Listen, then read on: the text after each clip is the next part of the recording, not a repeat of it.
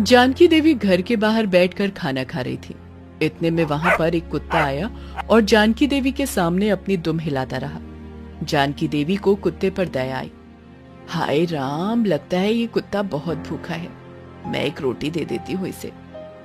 जानकी देवी कुत्ते को एक रोटी दे देती है और कुत्ता मजे से रोटी खाने लगता है। मगर उसी वक्त वहां जानकी देवी की बहू उर्मिला चली आती है और ये देख लेती है। ये देखते ही उर्मिला गुस्सा हो जाती है और जानकी देवी को उल्टा सीधा सुनाने लगती है। हाँ हाँ, सब कुछ लुटा दीजिए, सब कुछ दे दीजिए इन कुत्तों को, हमारे पास तो जैसे दुनिया भर का खाना है ना।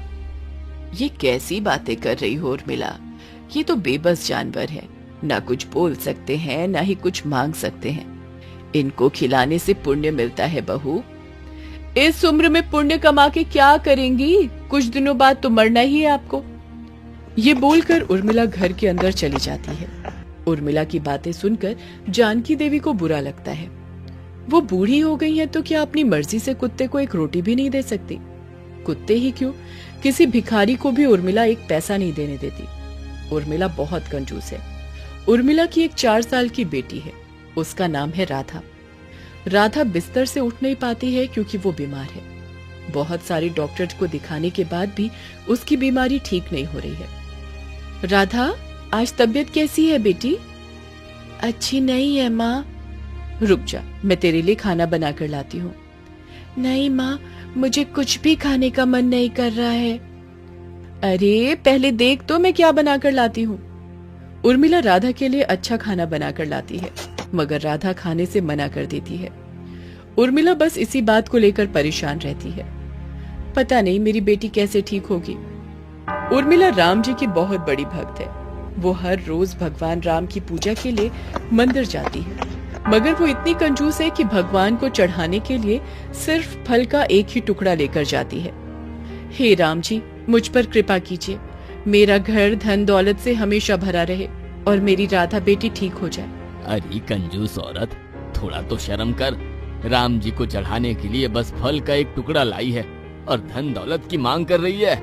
अरे पुजारी जी, ज्यादा कुछ चढ़ा के क्या फायदा? राम जी खुद तो खाएंगे नहीं, यही आसपास के लोग खाएंगे, मैं उन सबको क्यों खिलाऊं? उर्मिला की बात सुनकर पुजारी जी ताज्जुब रह जाते हैं। वो कहते हैं, तो क्या हुआ? राम जी तो यही चाहते हैं, राम राज्य में कोई भी भूखा पेट नहीं सोता। देखिए पुजारी जी, वो सब मुझे नहीं पता। मेरा तो ये मानना है कि खुद का पैसा इधर उधर नहीं लुटाना चाहिए।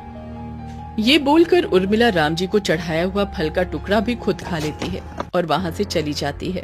हे राम, ये औरत कितनी कंजूस है, इससे ज्यादा कंजूस इंसान मैंने कभी नहीं देखा। हे राम जी, इसे सही रास्ता दिखाइए।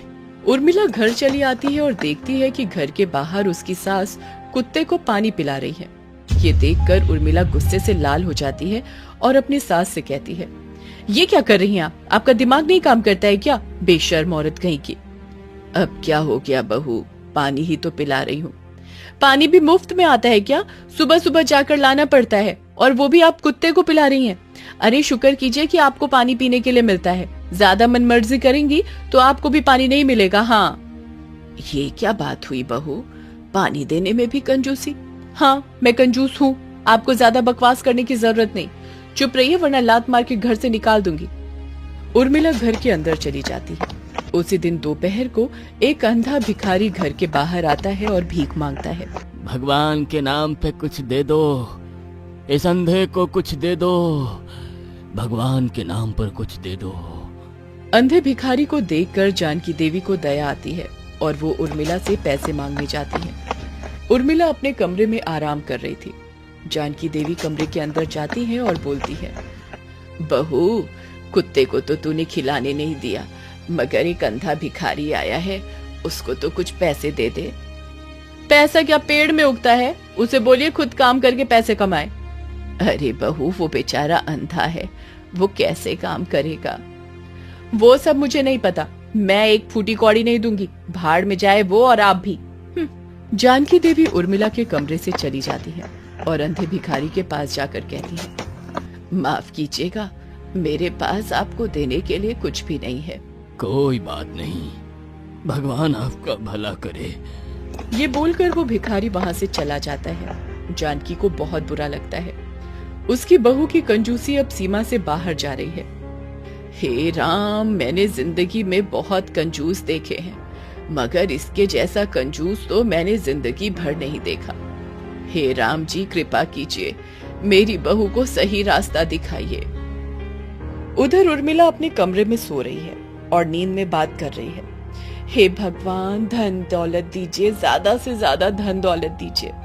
इतने में राम जी उर्मिला के सपने में आते हैं और उर्मिला से कहते हैं, उर्मिला, तुम मुझसे हर रोज धन दौलत की मांग करती रहती हो, मगर असली धन दौलत सबको नहीं मिल पाती है। मैं तुम्हें सब कुछ देने के लिए तैयार हूं, मगर उससे पहले तुमको गरीबों की मदद करनी होगी।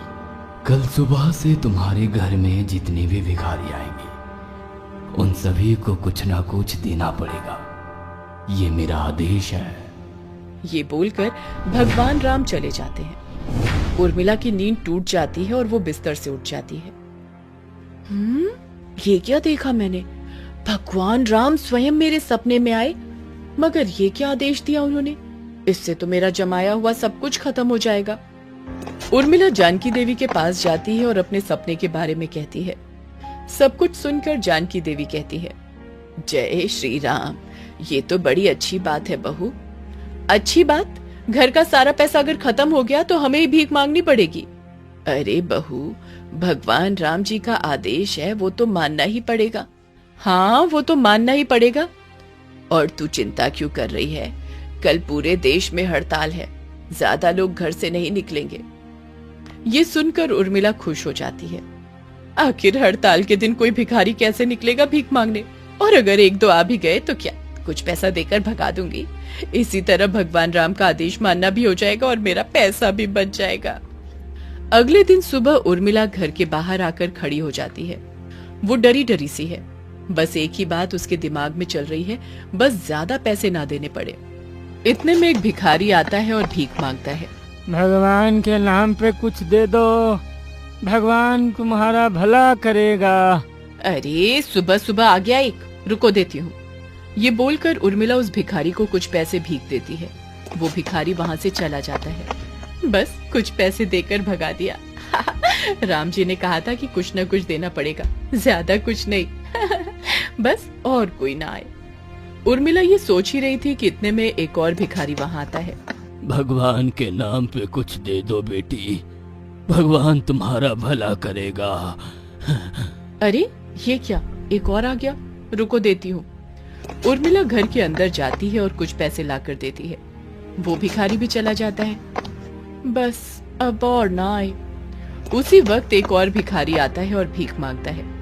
अरे ये तो एक के बाद एक आ रहे हैं, अजीब बात है, दूसरे दिन तो ऐसा नहीं होता। उर्मिला घर के अंदर पैसे लेने जाती है और पैसे लेकर बाहर आकर वो चौंक जाती है, क्योंकि बाहर भिखारियों की लाइन लग गई है। सभी मिलकर भीख मांगते हैं। भगवान के नाम पे कुछ दे दो बेटी। अरे अरे ये क्या, आज ये क्या हो रहा है? आज तो हड़ताल है, आज तो कोई घर से बाहर नहीं निकलता है, तो आज इतने भिखारी कैसे आ गए? हाय राम, अब इन सबको कुछ न कुछ देना पड़ेगा। उर्मिला सबको एक एक रुपए देती है। वो लाइन के अंत तक सभी को पैसे देती है। हाँ लो, अब हो गया, सभी को दे दिया।